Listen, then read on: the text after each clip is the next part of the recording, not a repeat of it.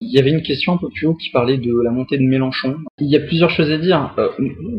Moi, ce qui me dérange beaucoup, c'est que Sarkozy participe à la montée de Mélenchon.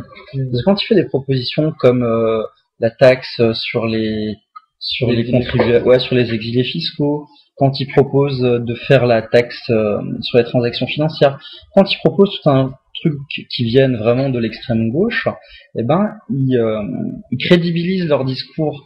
Et donc forcément, ça l'aide aussi à le faire monter. Et je trouve ça vraiment dégueulasse, parce qu'il fait ça pour nuire à Hollande, en fait. On se dit, pour être sûr d'être devant au premier tour. C'est ça l'objectif. Et comment il fait ça? Il se comporte de la même manière que Mitterrand le faisait avec le Front National à l'époque, quoi. Où la gauche avait mis en place voilà, ils avaient fait autre chose, ils avaient mis en place une proportionnelle, justement pour faire monter le FN. Et donc ça, c'est vraiment, c'est vraiment dégueulasse. Sinon, il y a un autre truc, moi, qui m'a gêné aussi avec Mélenchon, c'est la marche à la Bastille, là, en nous faisant croire que 1789, c'était une révolution communiste. C'était quand même pas exactement ça. Et ce qui est navrant, c'est que les gens le suivent là-dedans, quoi. Commentaire, c'est juste, et au départ, c'était Gilles qui avait donné cette idée. Aux USA, la révolution est symbolisée par Ron Paul, en France par Mélenchon. Ouais, c'est moi qui disais ça, ouais. J'avais posté ça sur la page. France Ron Paul, ouais. Disons qu'il y avait de nombreuses tendances plus ou moins ambiguës lors de la révolution, libérale mais aussi communiste, qui n'existaient pas en tant que telles avant le 19e siècle. Ouais, il y avait un aspect social quand même, c'est vrai qu'important. Bah, il y avait et puis déjà, c'était une réaction contre l'impôt, contre le roi. Donc c'est vrai qu'il y avait un peu de tout, hein, faut quand même pas se mentir. Non, mais en tout cas, les acquis, en termes d'acquis, ce qui est clair, c'est qu'en termes d'acquis, la Révolution française, ça a quand même été dans le sens libéral, plutôt que dans le sens étatiste ou ce genre d'idée. Alors que là, clairement, c'est vers plus de... Enfin, dans un sens, il va un peu contre l'histoire, parce que c'est vrai que quand il parle de ça, de la Révolution française, c'est un petit peu étrange, parce que lui, justement, il veut plus de pouvoir pour l'État, plus de pouvoir pour des élus, même s'ils sont élus, parce qu'avant, le roi n'était pas élu, mais ça n'empêche que ça reste quand même un gouvernement, du dirigisme et tout ça. Juste hier, j'entendais qu'il réagissait au fait qu'il passait devant Marine Le Pen dans les sondages. Il disait qu'il s'en réjouissait parce que c'était la preuve que le message de l'humanisme, de la fraternité était remporté sur celui de la haine. Mais bon, enfin, je veux dire, la fraternité, je pense pas qu'il soit très fraternel avec les banques, avec les riches, avec tous ceux qui font les choses comme ça.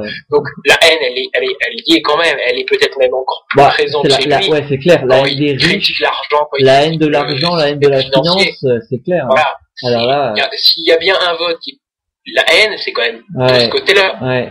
Il y a Benoît Hamon qui avait fait une interview où il disait exactement ça, donc je vais vous passer le morceau. Mais c'est déjà un programme marqué à gauche. Pensez que le Parti Socialiste défend aujourd'hui la réorientation de la construction européenne, des taxes aux frontières de l'Union européenne contre le dumping social, le dumping fiscal, le fait aujourd'hui qu'il soit dans cette situation de pouvoir modifier le cours de la construction européenne, c'était pas joué il y a quelques années.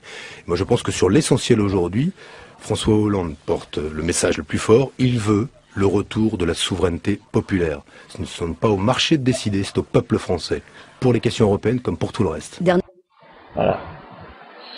C'est vraiment paradoxal, quoi. Parce que le marché, c'est quoi? C'est qui? C'est nous. C'est nous qui faisons nos libres choix. C'est toi et moi et n'importe qui peut offrir des services à ceux qui les apprécient.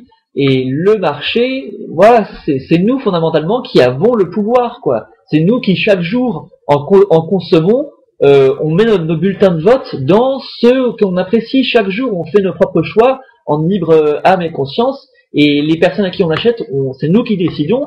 Le marché, c'est le pouvoir, c'est la société civile, justement. Et prendre ce pouvoir de décision, ce pouvoir d'initiative, etc., le prendre au peuple pour le donner à l'État, c'est tout l'inverse. C'est le retirer des mains de la société civile pour le donner à un petit groupe d'hommes qui dirigera toute nos vies. Voilà, donc c'est vraiment, le discours de la gauche, c'est tellement paradoxal, quoi. Même si Mélenchon fait 15% aux élections et que Hollande gagne, est-ce que ça aura une influence aussi grande que ça? On ne surestime pas un peu l'importance du politique. Au niveau des idées, Mélenchon, il cartonne. Franchement, qu'il fasse 15% aux élections, ça sera, à mon avis, représentatif du fait que les idées d'extrême gauche sont toujours plus populaires en France aujourd'hui. Et si Hollande arrive au pouvoir et qu'il voit que Mélenchon a fait 15%, bah ça lui donnera une incitation à aller toujours plus vers l'ultrasocialisme, quoi. Donc ce qu'il y a, c'est qu'au moins chez les communistes, ils ont des principes. C'est-à-dire que certes, ils n'ont pas nos idées, ils pensent pas comme nous, mais au moins ils disent ce qu'ils pensent et ils pensent ce qu'ils disent.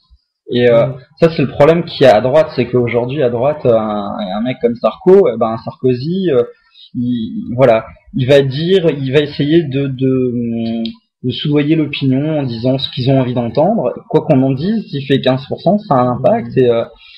Et 15%, c'est déjà un gros c'est déjà énorme, hein, des communistes. Ça se rend pas bien. Ça aura un impact, je pense, clairement sur la façon de gouverner de Hollande. Hein, si jamais, en tout cas, c'est lui. Ouais, de plus en plus, après, il aura des ministres communistes, etc. Donc, Après, je sais pas s'il aura des ministres directement. Ça s'est fait à l'époque de Mitterrand. Et ça se dit de plus en plus. Oui, ça s'est fait en 80, mais après, je sais pas si là, ça sera fait. Mais bon, en tout cas, sur les idées, bon, c'est clair qu'en tout cas, il va quand même assez directement. Ouais. Il peut être content, hein.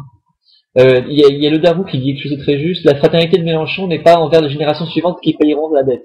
Ouais, tout à fait. Mais moi, j'irais plus loin. Je dirais, c'est pas la génération suivante qui a payé la dette, hein. C'est nous, hein. C'est nous qui allons souffrir. Moi, j'ai 20 ans, je sais très bien que je vais passer à la trappe, hein. Et même au-delà de la question de la dette, la fraternité, elle est où quand on prend arbitrairement aux uns pour donner aux autres, tout en se rémunérant au passage? Enfin, c'est du vol organisé. Et c'est l'inverse de la fraternité, quoi. C'est du vol organisé. Prendre à A pour donner à B en se rémunérant au passage, c'est fondamentalement immoral. C'est absolument pas de la fraternité, quoi. Et Bastien en parlait déjà très bien au XIXe siècle, et on en est encore là aujourd'hui, que la gauche, aujourd'hui, elle paraît comme c'est elle qui a les valeurs morales de solidarité, de fraternité, etc. C'est faux, c'est tout l'inverse. Au contraire, il méprise le sens réel de ces mots-là. La fraternité, c'est pas prendre arbitrairement aux uns pour donner aux autres, distribuer de l'argent gratuit, non mérité, enlever à ceux qui méritent pour donner à ceux qui ne méritent pas. C'est pas ça la fraternité, fondamentalement, non. Mais non, mais la fraternité dans notre devise, ça fait référence à ça, à cette idée que en donnant aux plus pauvres, en prenant arbitrairement à ceux qui gagnent leur argent de manière méritée, ça sert à la fraternité. Donc c'est ça leur définition de la fraternité, qui est tout sauf de la fraternité, concrètement. Le problème, c'est qu'on ne peut que séduire un électorat de dire on va prendre aux autres et vous donner à vous. Ouais, c'est le clientélisme. Ça, et on en souffre depuis des décennies en France, et c'est ça qui marche, hein. L'école des choix publics l'explique très bien, va offrir des cadeaux aux autres, dire c'est eux la cible, c'est à cause d'eux que vous êtes dans la merde, et on va leur prendre, on va leur voler pour vous donner à vous. C'est ce qui marche, c'est ce qui satisfait les...